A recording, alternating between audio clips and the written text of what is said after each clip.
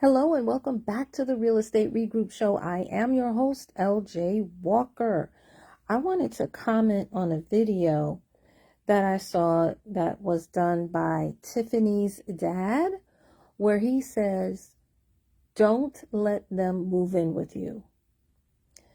In the video, he says it's better to just give people who are in need $500 than to have them come in, because if they come in, they may mooch off of you.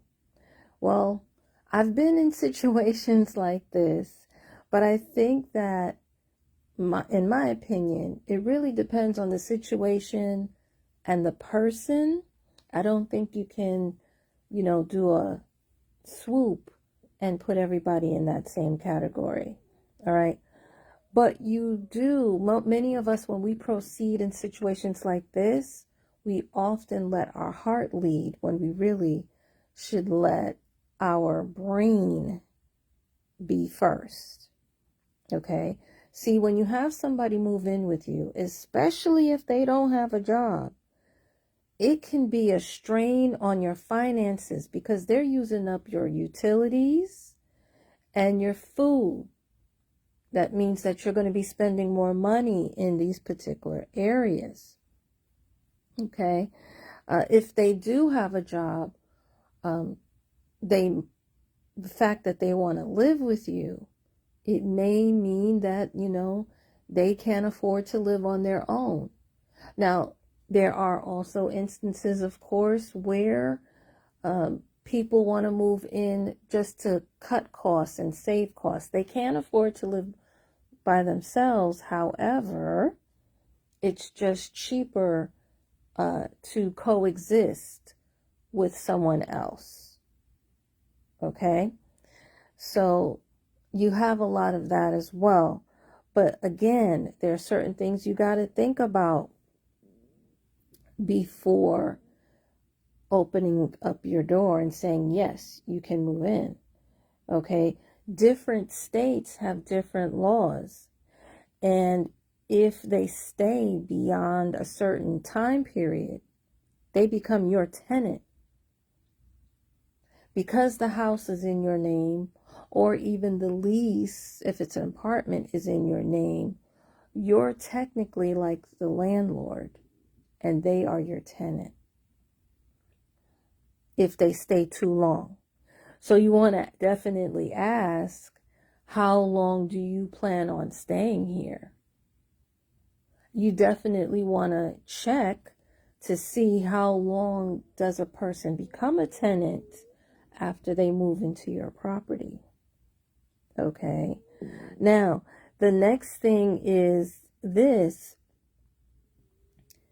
If they're moving in, are they moving in by themselves, or are they bringing other people with them? Are they bringing over another family member? Like, are they married? Are they bringing over a pet? Or are there certain items that they may have that they're in love with that you might be allergic to it? See, these are the things that a lot of times, especially when we move with emotion, we overlook all those things, and then when it happens, then it's like, oh, wait a minute. No, see, that's why you got to discuss this stuff ahead of time. That's why you got to look at your money ahead of time, especially, again, if the person is not working. Now, if the person is not whether they're working or they're not working, the other thing that definitely needs to be done and could be a strain is responsibility. Okay? That means that, all right, okay, so you're not working. I have to buy the food. Guess who has to cook the food? Guess who should mow the lawn? Guess who should clean the house, clean the bathroom, clean the kitchen, do the laundry? Okay? I personally believe that the person who goes out and works and the person who stays home, should have all of the household responsibilities while the other person goes out and work. I don't think it's fair to make, if you have a 9 to 5 job or whatever your hours are, and then you're expected to come home and cook while the other person who didn't do anything all day just sits there and just eats your food that you paid for. Yeah, no. I'm definitely not having that. But I know that there are some people that's their lifestyle. And some people are okay with it, and then I know some people where they're not okay with it at all. And things can get real ugly. Okay. Now, here's another thing that you got to also be aware of too. I once had a lawyer tell me that one of her clients' cousins sued her for $500,000 because she tripped in the house. That's another thing that you got to be careful of. With family, friends, acquaintances, whoever it is that you let come into the house. I know people who actually let homeless people come into their house. Believe it or not, people that are not related to them, not friends, but they just feel so sorry and their heart goes out to them that they want to give somebody that they don't know a chance. Yeah, be careful doing that.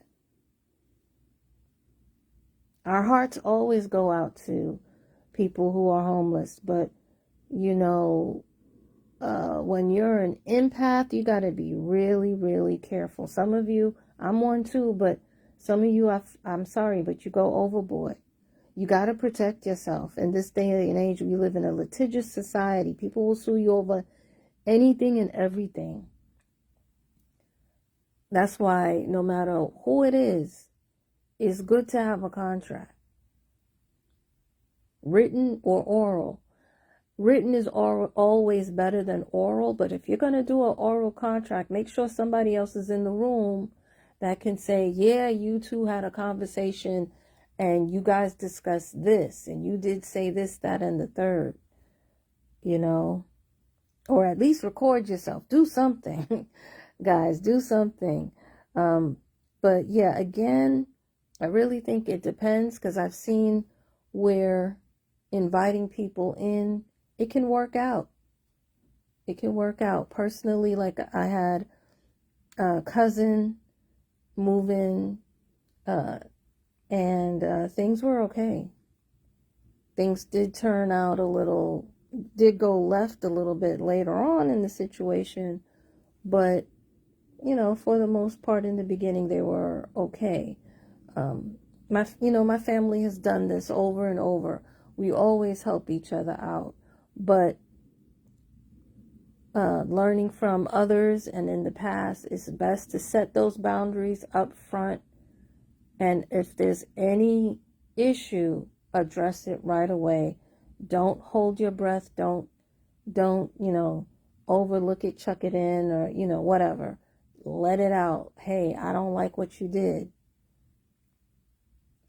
I need this done. This has to be corrected. Because honestly, sometimes too, circumstances come up, unforeseen things happen, and changes and additions may need to be made. It's just like when you have a tenant. And like I said, if they stay too long, according to the law, they can become a tenant. Some states is 14 days, some states is 30 days. You got to go look that up. Okay, guys? All right. So that's basically my opinion and my stance on it. So I slightly disagree